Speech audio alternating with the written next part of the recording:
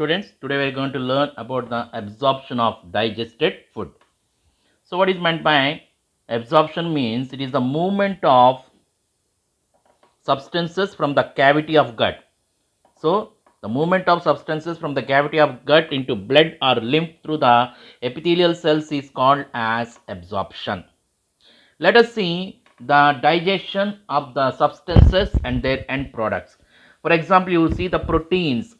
Proteins are hydrolyzed into proteases, proteases into peptones, and peptones into dipeptides. Finally, these dipeptides are converted into amino acids. So, the end products of proteins digestion is amino acids. Similarly, if we see the carbohydrates, carbohydrates are polysaccharides. So there's these polysaccharides are converted into oligosaccharides. Oligosaccharides are converted into disaccharides. So the disaccharides includes the maltose, sucrose, and lactose.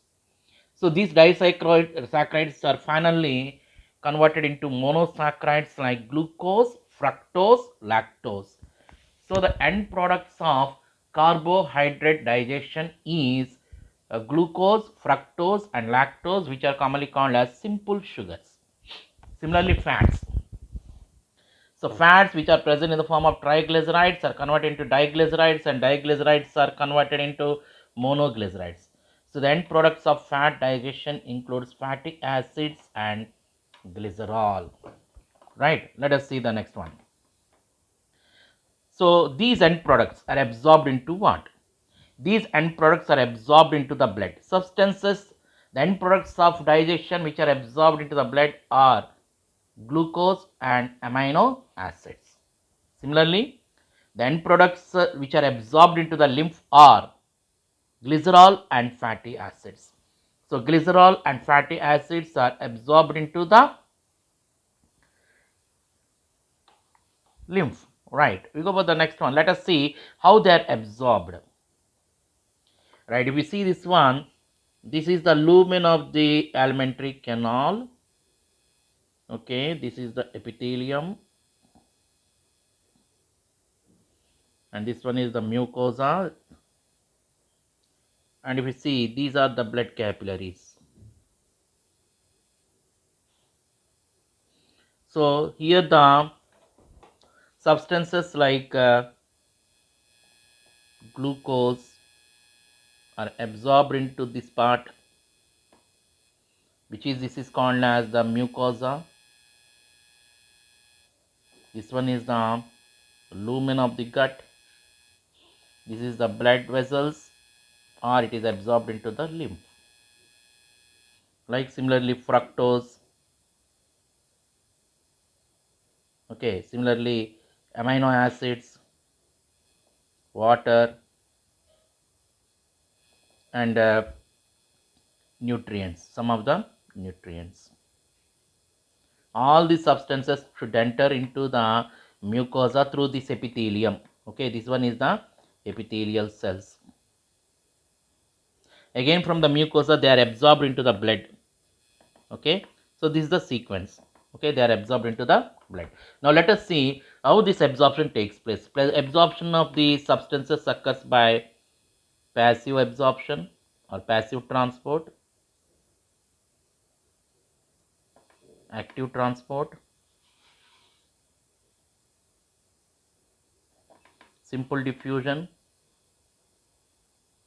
and facilitated diffusion.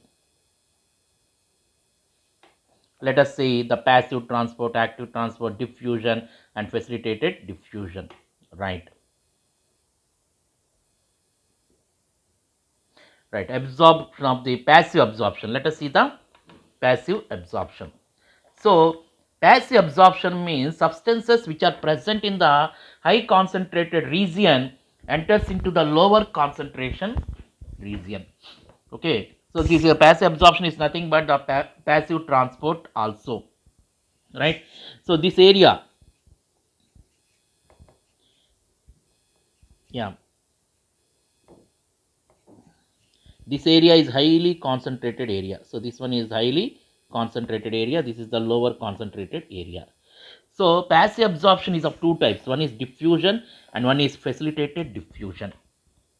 So if we see the passive absorption, absorption of nutrients from higher concentration region to lower concentrated region without the expenditure of energy.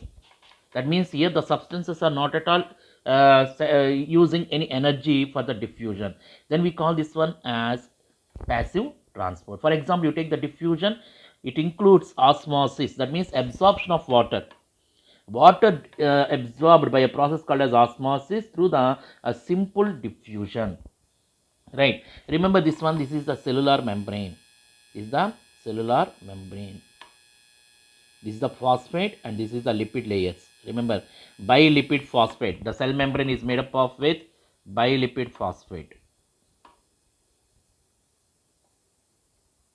Remember that this phosphate ion is this one. Phosphate is hydrophilic.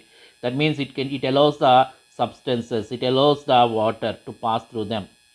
Okay, right. So the water enters into the water is absorbed by a process called as a diffusion. Okay, water is absorbed by a process called as diffusion. Right. Let us see what are the substances. Now let us go for the passive transport. Right. I'll explain here only the this one. Active transport, facilitated diffusion also. In facilitated diffusion, substances are carried from higher concentration to lower concentration by a carrier molecule.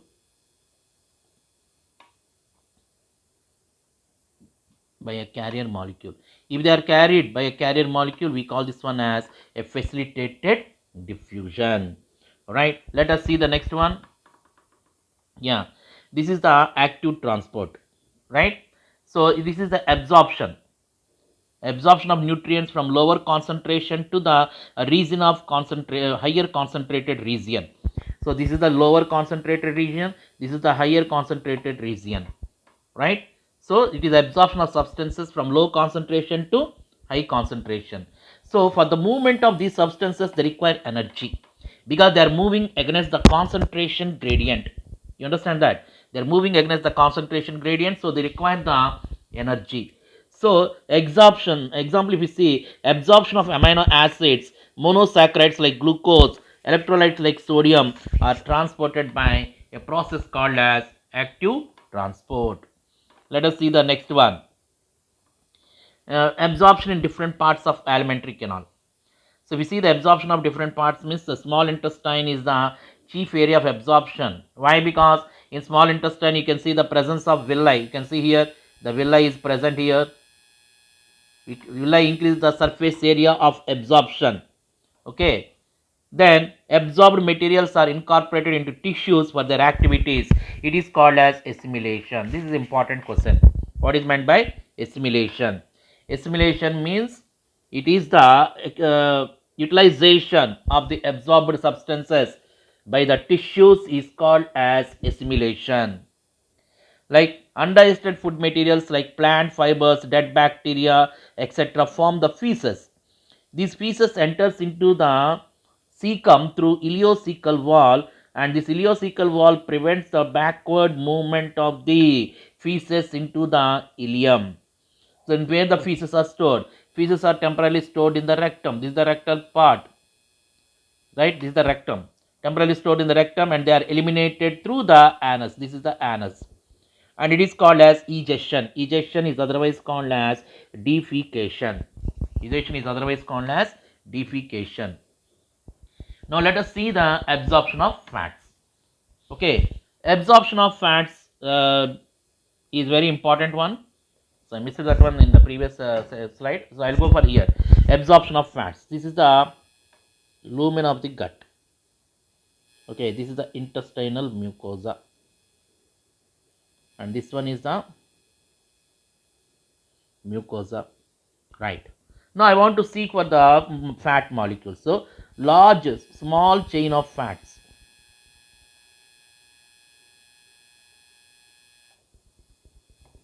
Small chain of fatty acids are absorbed into the mucosa by diffusion. Okay, small chain of fatty acids are absorbed into the mucosa by diffusion.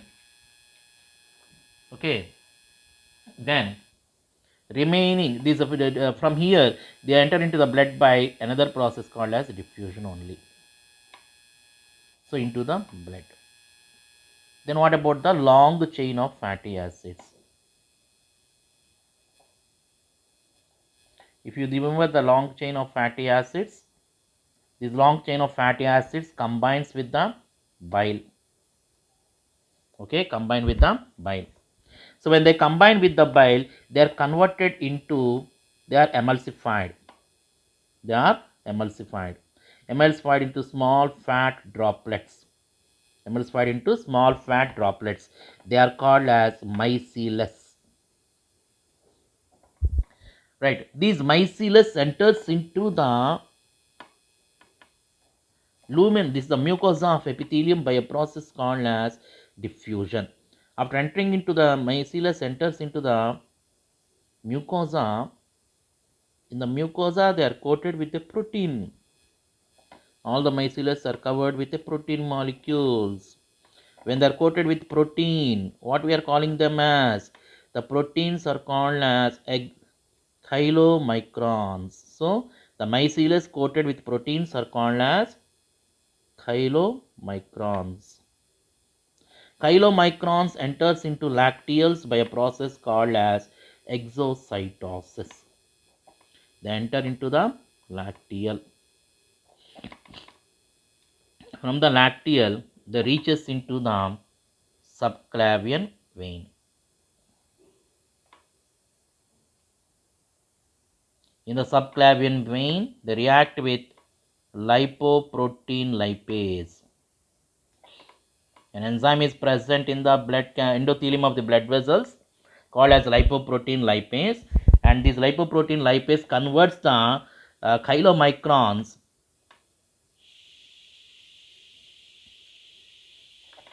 into fatty acids and glycerol. Okay, these fatty acids and glycerols are stored in the form of neutral fat.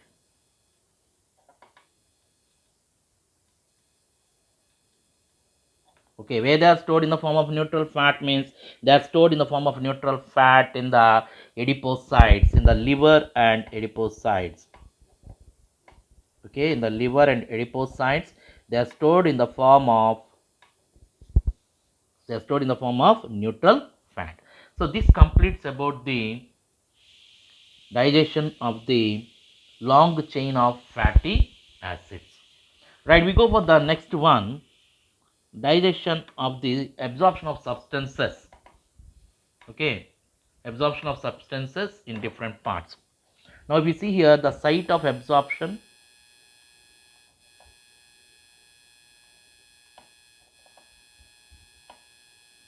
this is the site of absorption, and substances absorbed.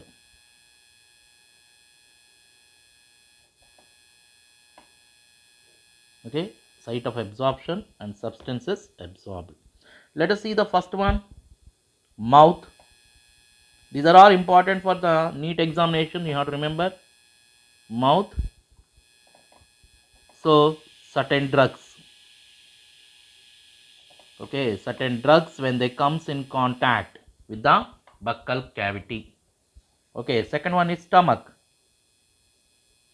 What are the substances absorbed in the stomach? In the stomach we can see water, simple sugars and alcohol. So these are the substances. And small intestine, already we learnt, in the small intestine what are the substances absorbed. So end products of digestion. So end products of digestion like glucose, fructose, galactose, amino acids, fatty acids and glycerol. And in large intestine, In the large intestine, we can see some minerals, drugs, and water. So this is an important part. Remember this one. Okay. Right. We go for the next one. Disorders. Okay. We are going for the next one. Disorders of the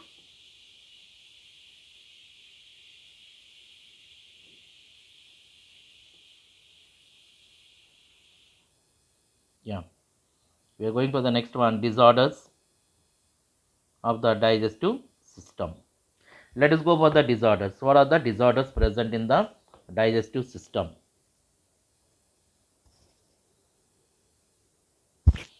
Right. So disorders includes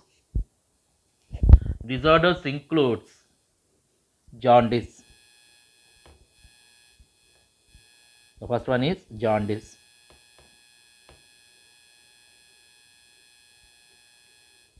What is jaundice?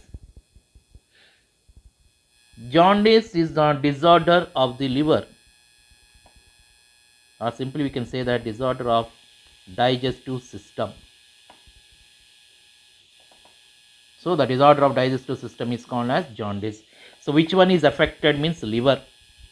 Liver is affected. In the jaundice, the organ that is affected is liver.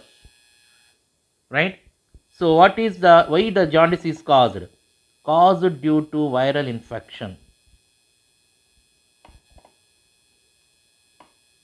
and also some bacteria. Okay. So jaundice is called as is due to accumulation of bile pigments. Okay, accumulation of bile pigments. So accumulation of bile pigments causes jaundice. Symptoms.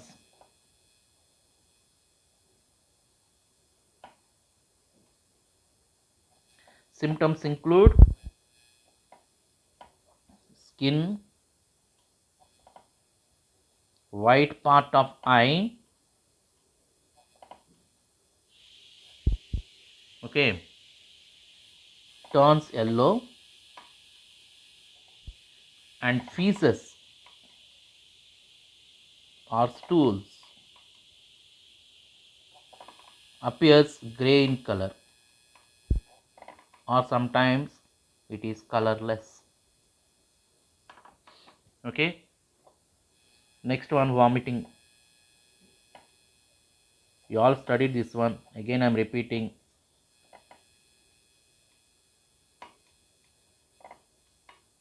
So vomiting means it is throwing away. What it is throwing away? The contents present in the stomach. Throwing away the contents of stomach through mouth is called as vomiting. Then the vomiting center. Where the vomiting center is present? Vomiting center is present in the medulla. Right? Now let us go for the next one.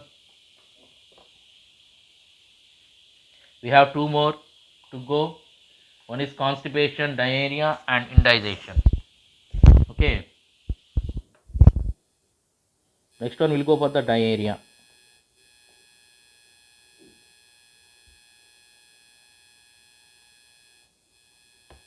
So diarrhea means what?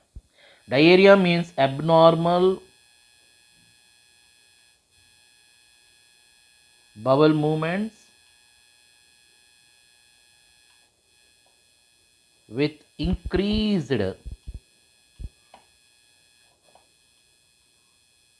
liquidity in the fecal matter.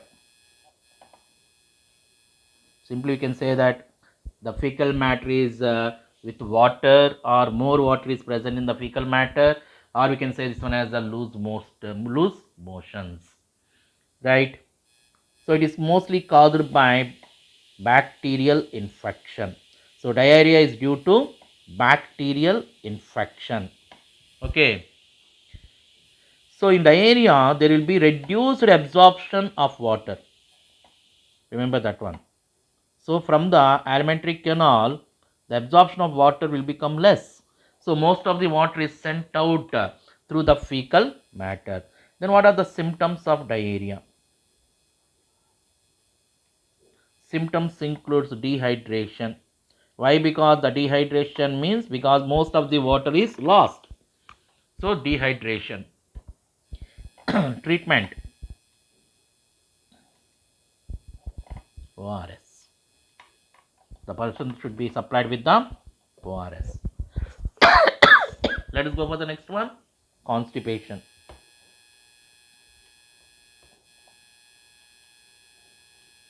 Yes. What is meant by constipation? Irregular bowel movement. First one. So irregular bowel movement. Okay. Second one is feces are hard.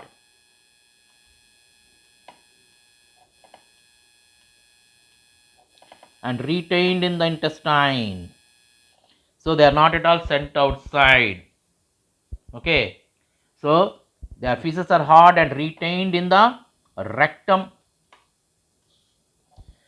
And prolonged constipation causes hemorrhoids.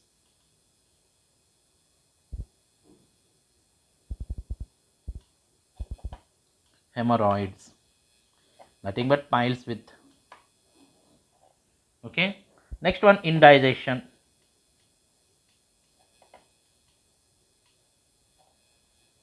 Indigestion. What is meant by indigestion?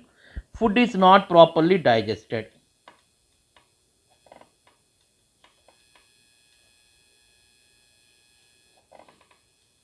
Okay, food is not at all digested. Food is not properly digested.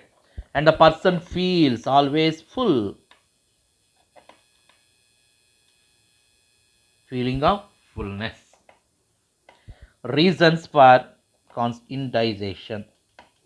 What are the reasons? Reasons might be low enzyme activity, anxiety. A person is having anxiety also, the food is not at all digested, and eating more spicy food. More spicy food. Okay, dear students, I am going to stop now because still we have neural control of digestion, protein energy malnutrition is there, and also list of vitamins also I am going to give you, and I'll take one more class. Okay, tomorrow most probably I'll do that one, and I'll complete the topic of digestion and absorption, and after that we'll go for this topic what we call breathing and exchange of gases. Okay, so take this one, and after completion of the next class we'll conduct one more examination on complete digestion and absorption. Right, have a nice day. Thank you, ma.